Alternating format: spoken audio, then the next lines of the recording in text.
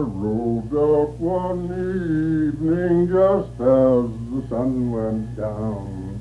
So carelessly I wandered till I came near Trenton town.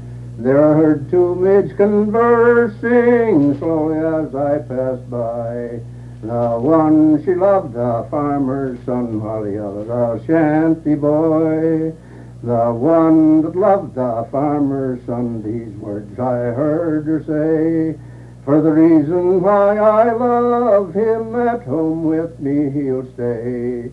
He'll stay at home in the winter time, to the shanty will not go.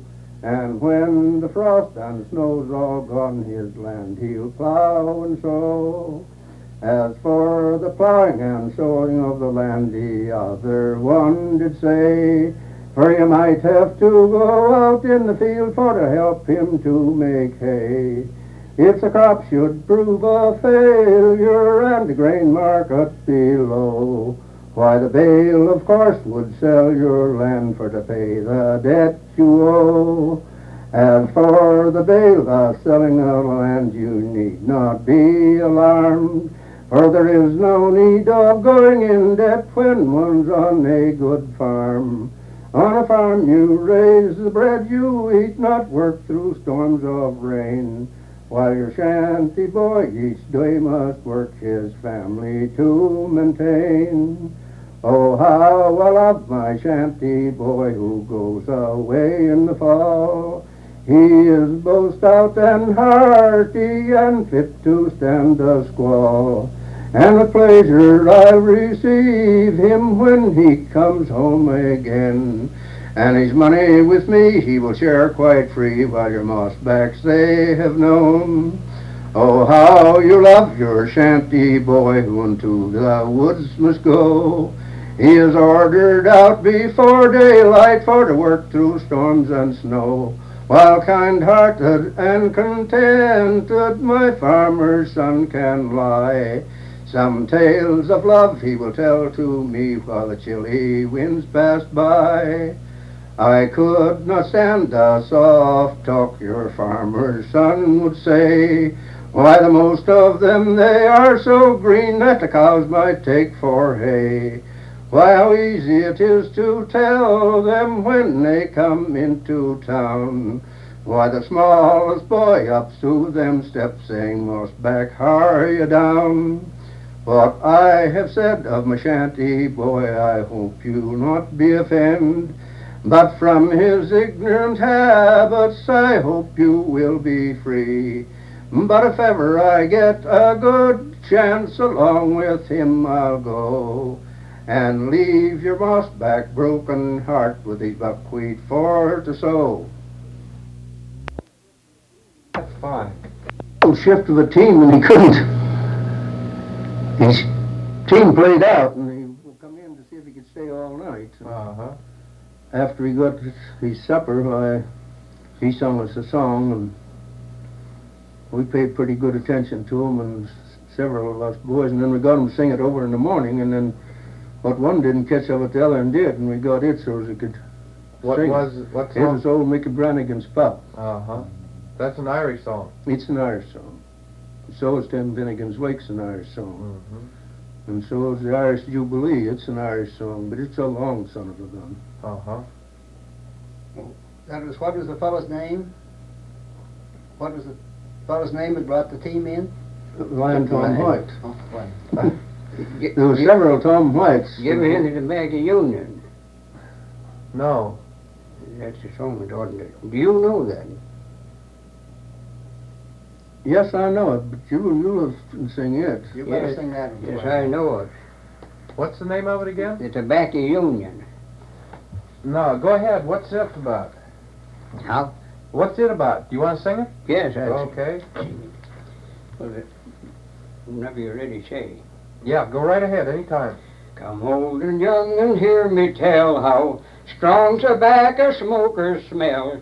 They always scent the atmosphere that you may know when they are near. Their breath grows stronger every year while in Tobacco Union. You oftentimes see some 6 or 3 collected in a company, all for to have a smoking spree and talk of social union. They'll clean their pipe stems with a wire and fill the bowl and put in fire and smoke till it doth all expire, and that goes in for union. There is a company I will tell, it's for tobacco they will sell, they're right in social union. They'll keep their money from the poor and send the starving from their door, and then they'll off to someone's store, and there they'll buy a plug or more of this tobacco union. They go into their neighbors' doors and cast their cuds some 3 or 4, and then they'll spit upon the floor, and that goes in for union.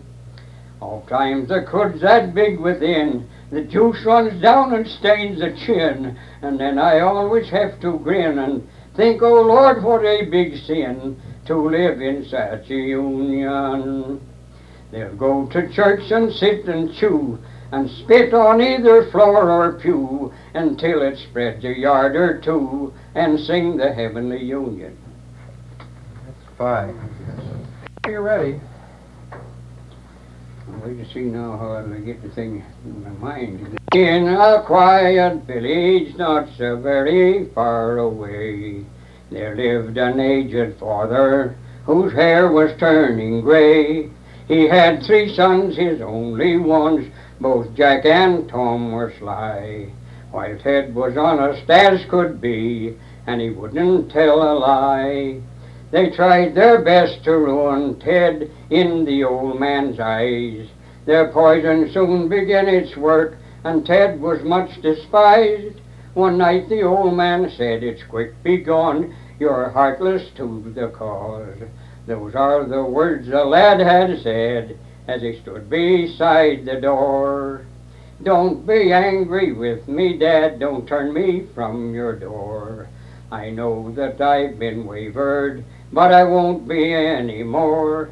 Just give to me another chance and put me to the test.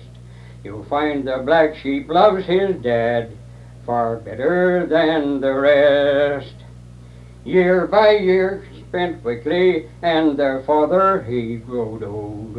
He called both Jack and Tom to him, and he gave them all his gold. "I only need this little room and a place at your fireside."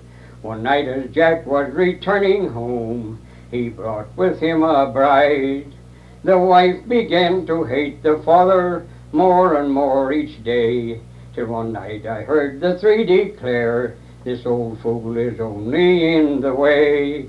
They then agreed to send him to the poorhouse that was near, and like a flash the black sheep's words came a-ringing in his ears. "Don't be angry with me, Dad, don't turn me from your door. I know that I've been wavered, but I won't be any more. Just give to me another chance and put me to the test. You'll find the black sheep loves his dad far better than the rest." A wagon drove up to the door, it was the poorhouse van. The brothers pointed to their dad and said, "There is your man." Just then a manly appearance came a-pushing through the crowd. "It stop, you brutes," the stranger said, "this will not be allowed. You've taken this old man's property and all that he could save. You've also sold the little lot containing his wife's grave. I am his son, but not your kind, until the judgment day." The father grasped the black sheep's hand, and the crowd then heard him say, "Don't be angry with me, lad, I've turned you from my door. I know that I was foolish, I repented o'er and o'er. I wish I gave to you my gold, for you have stood the test. I find the black sheep loves his dad far better than the rest." Fine.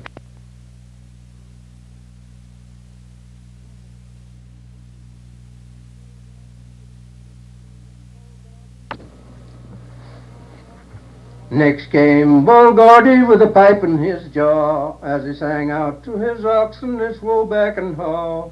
But little did they think when they saw him come down, at 140 he could jerk around dirty down.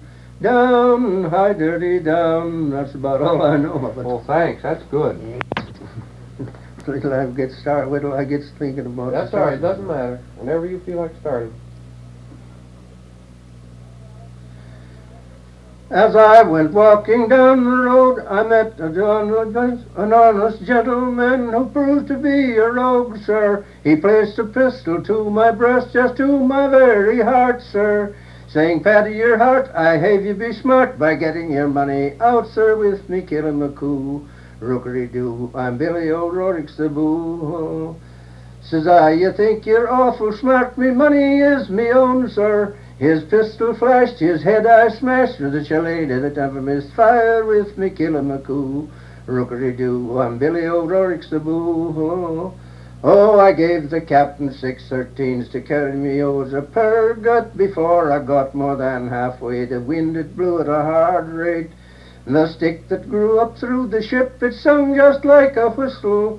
Then one and all, both great and small, says, "Paddy, you're going to the dibble with me killing makuu. Rookery-doo, I'm Billy O'Rourke's the boo." The men fell on their bended knees, the women fell a-fainting, while I fell at me bread and cheese, for I always took care of the main thing with me killing makuu. Rookery-doo, I'm Billy O'Rourke's the boo. And when we got that ship over safely to the landing, the ones that was the most afraid was at the ladies' handling with me killing makuu. Rookery-doo, I'm Billy O'Rourke's the boo. Says I, "You think you're awful smart because you have great riches, but in your bodies you have no hearts for the lying they say to your breeches with me killing makuu. Rookery-doo, I'm Billy O'Rourke's the boo." Good. No, I never heard that one before. Getting out there. Young folks, come listen to my song. I'm old, I won't detain you long. I'm 84, I'd have you know, and the young folks calls me Uncle Joe. My hair was black, it all turned gray, but what's the odds while I feel gay? I'm a girly old sport, you'll all agree, and I feel as young as I used to be. Tie-dye-dee-hoop-dee-doo. How I love to sing to you, how I could sing with joy and glee, if I was as young as I used to be. When I was young, I knew life's joys, but now I'm old, yet I'm one of the boys. I could tell a story or sing a song with any good friend that comes along. I could tell a story or crack a joke, and I never refused to drink or smoke. I love to sing a song of glee, for it makes me as young as I used to be. Tie-dye-dee-hoop-dee-doo. How I love to sing to you, how I could sing with joy and glee, if I was as young as I used to be. When I was young and in my prime, I was chasing the girls the most of my time. I'd take one of them out each day for a ride, and I always had one of them by my side. I'd hug and kiss them just for fun, and I ain't forgot the way it was done. Now if there's any girl here in love with me, why she'd find me as young as I used to be. Tie-dye-dee-dee-hoop-dee-doo. How I love to sing to you, how I could sing with joy and glee, if I was as young as I used to be. Good. It's jolly for to promenade the street, and to gaze upon the fashion of each pretty maid they meet. They wear such costly dresses that their boots cost 9 and 10, which makes them altogether more expensive than the men. Oh my, it makes me feel so shy, whenever I meet upon the street a gal of the roguish eye. Oh my, it makes me feel so shy, whenever I meet upon the street a gal of the great big feet.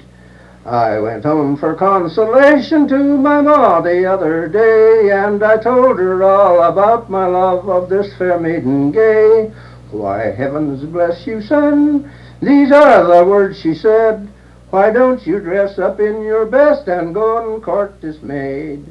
I mustered all my courage, I called one afternoon, but her father met me face to face and he kicked me from the room. He landed me so nightly it way out onto the street. He landed me upon my head instead of on my feet. Oh my, it makes me feel so shy whenever I meet upon the street the gal the roguish eye. Oh my, it makes me feel so shy whenever I meet upon the street the gal the great.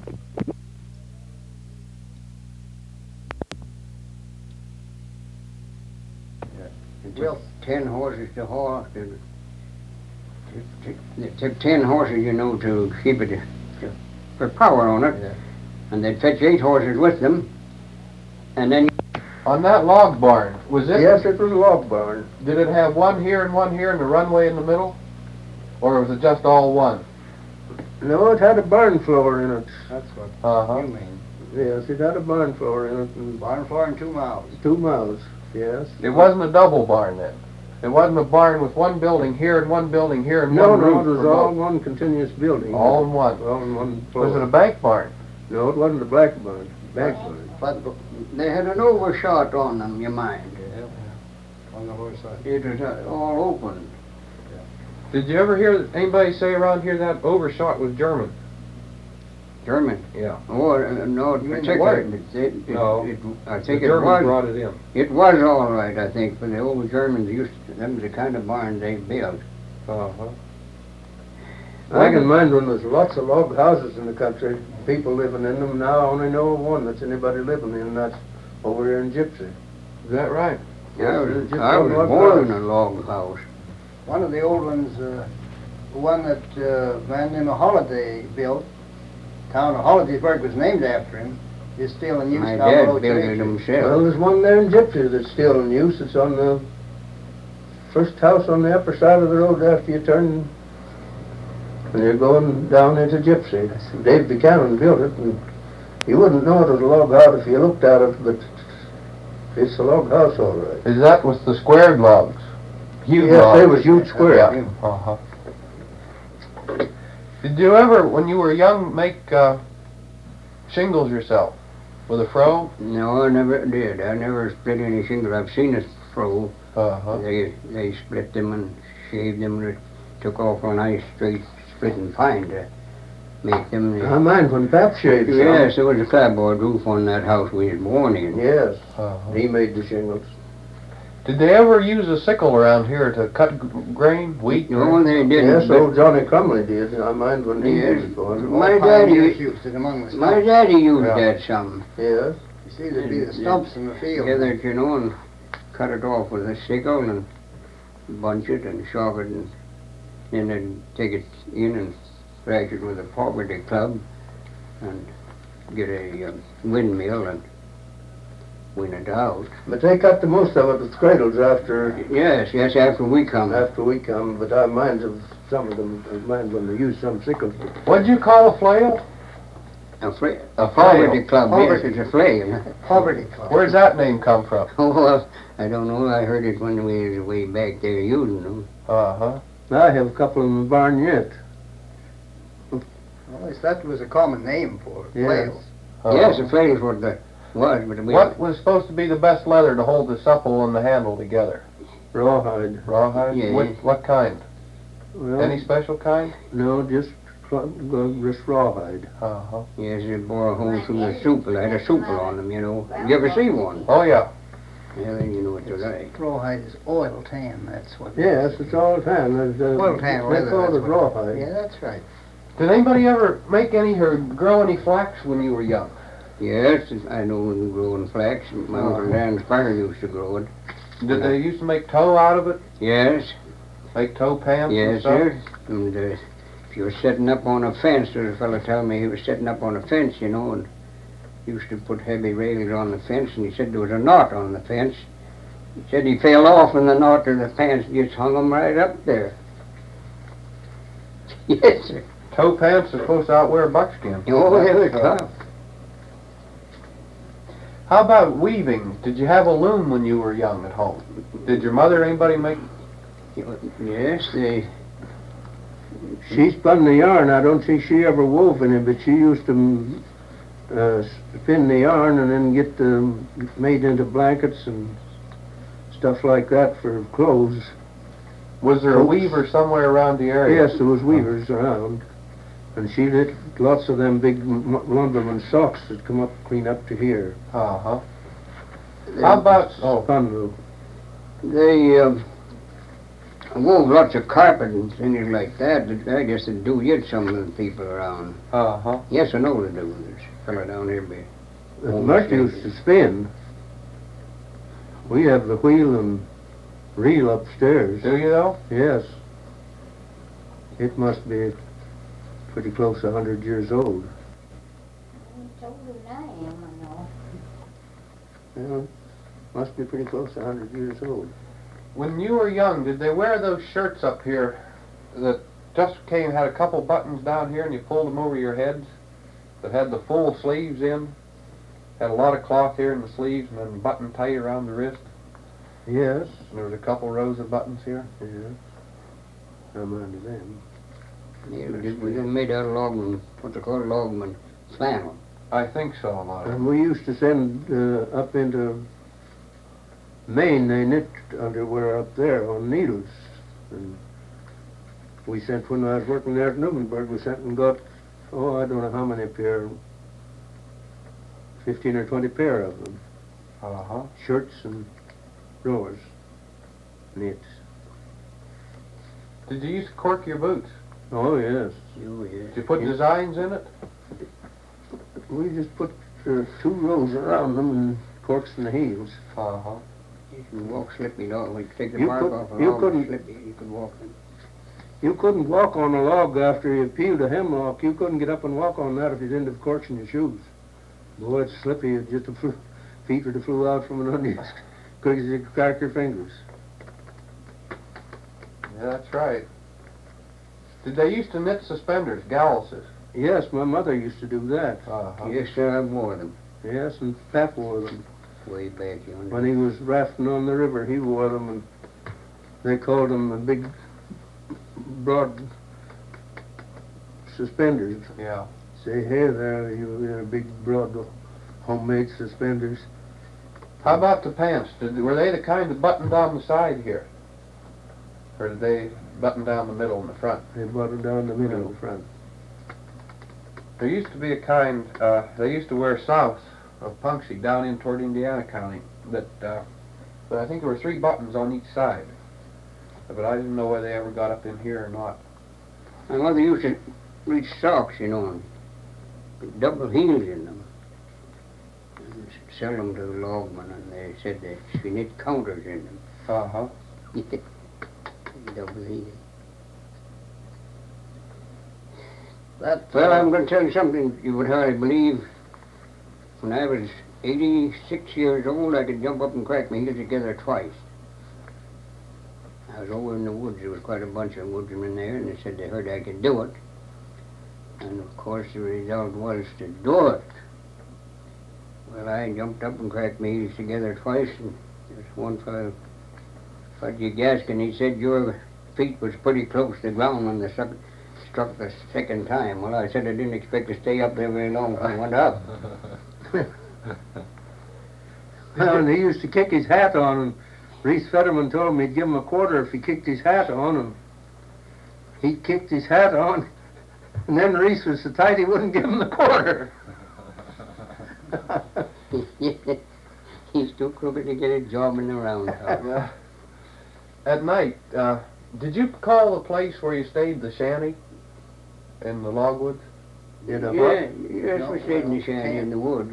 Oh, when we log camp. when we worked in the woods, you always stayed right where you was working. I know, but the building that you slept in and stuff. It was made out of logs. What'd you call it? What'd you call that building?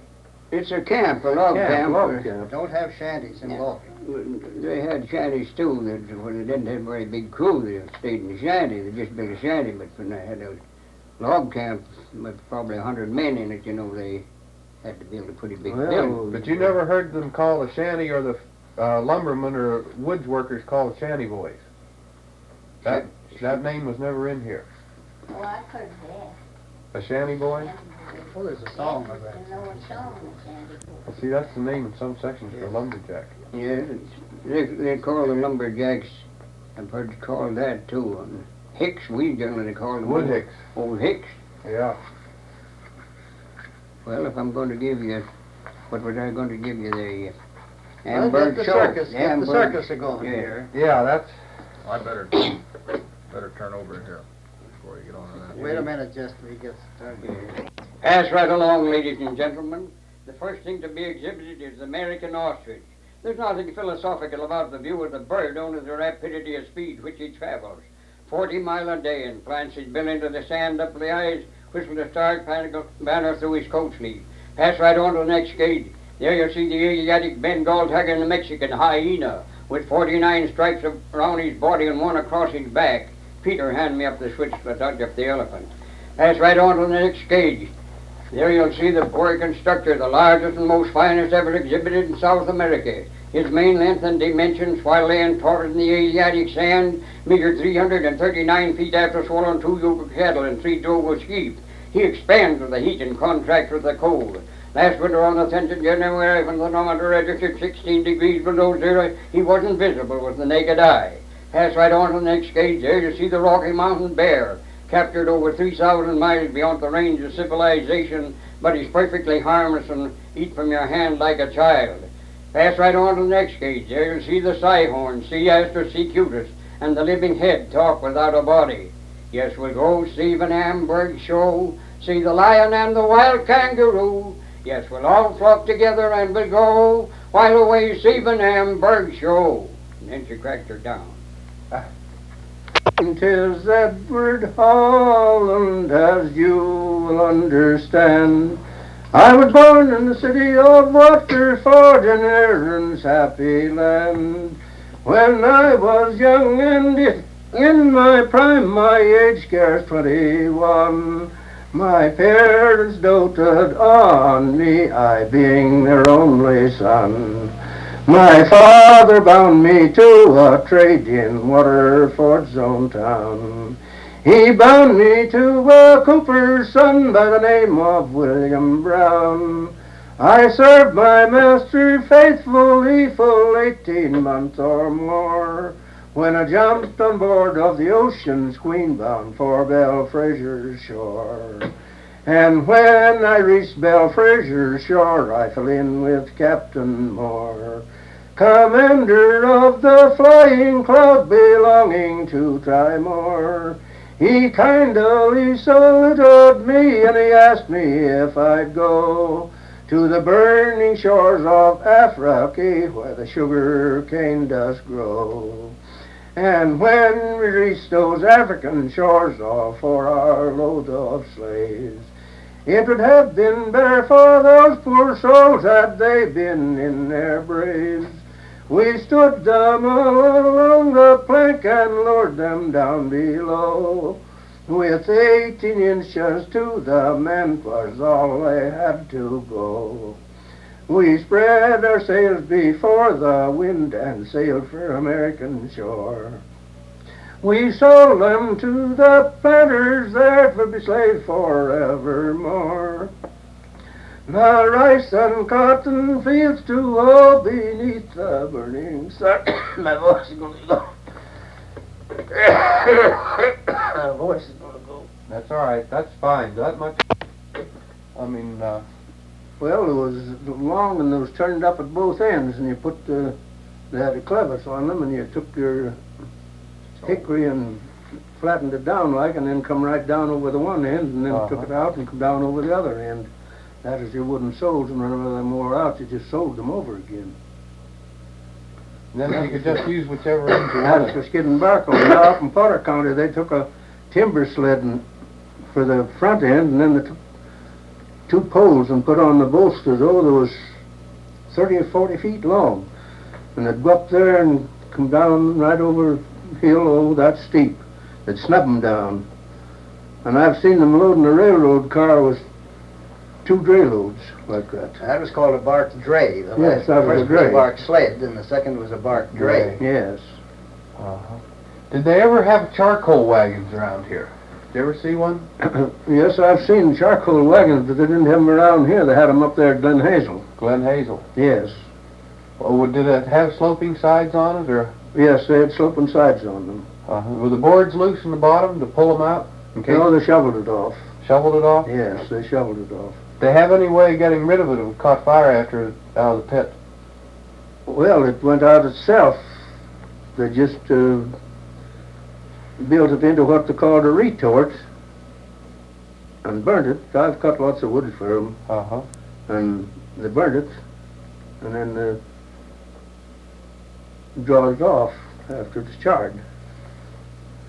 They made several stuff out of them. They've got tar and lime lee and